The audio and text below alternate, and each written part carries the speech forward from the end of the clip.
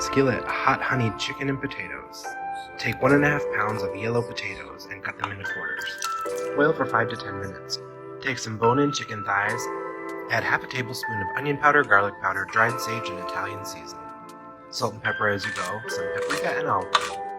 Mince 1 shallot and to your skillet add some oil, your potatoes, and half of your shallot. Put all the potatoes to the side and then we're going to start adding our chicken.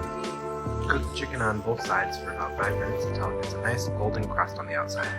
Add the rest of the shallot, 3 tablespoons of butter, and your favorite hot sauce.